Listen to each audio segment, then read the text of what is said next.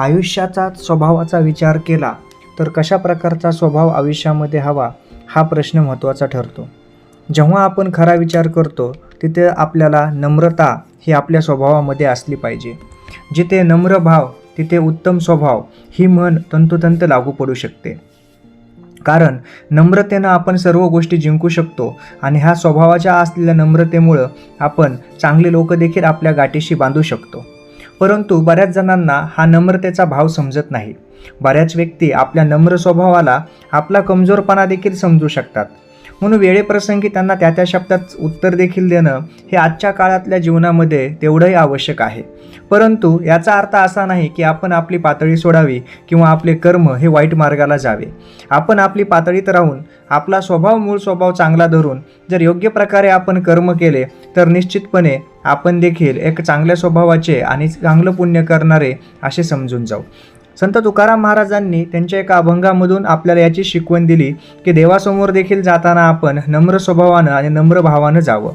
ते त्यांच्या अभंगामध्ये म्हणतात, अक्षरांचा श्रम केला फळा आला तेने तो, अवघी याचा तळ धरी जीवा उरी नूर उनी, फळले ते लवे भारे पीक खरे आले तई, तुका म्हणे हागे देव पुढे भाव सारावा.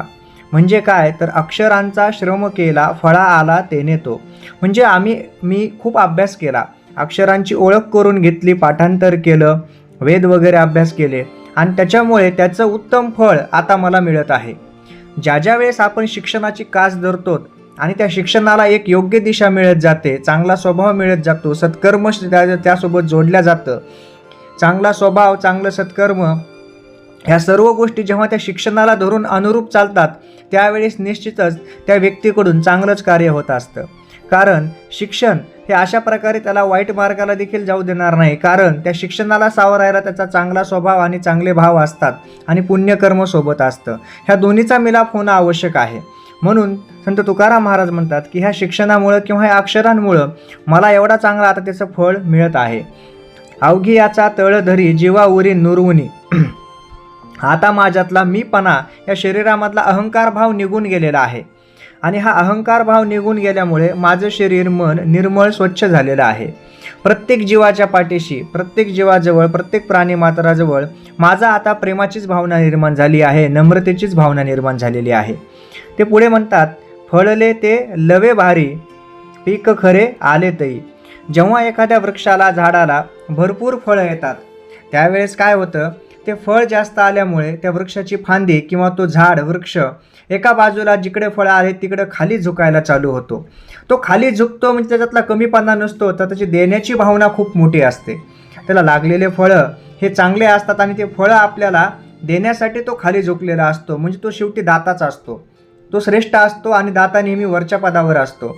म्हणजे त्याच्या प्रती नम्र भाव आलेला असतो आणि त्याच वेळेला आपण त्याला म्हणू शकतो की त्याला फळं आलेत म्हणून तो झुकलाय. आपलं देखील असंच असतं. आपल्यामध्ये जेव्हा नम्रभाव चांगलापणाने असतो तेव्हा आपण देखील झुकतो, म्हणजे आपण कमीपणामध्ये नसतो तर आपण वरच्याच पदावर राहत असतो.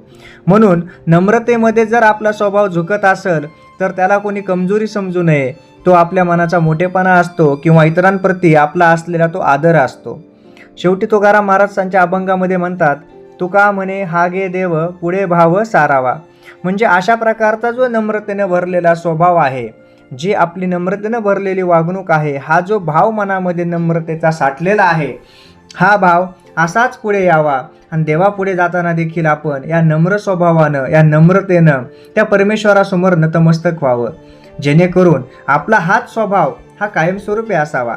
म्हणजे जे काही आपल्याला इथं पुण्य पदरात पाडून घ्यायचं आहे, जे काही चांगल्या कर्माचं पुण्य आपल्याला इथं कमवायचं आहे, ते पुण्य आपल्याला निश्चितपणे चांगल्या प्रतीचं मिळतं आणि चांगल्या प्रमाणामध्ये मिळतं.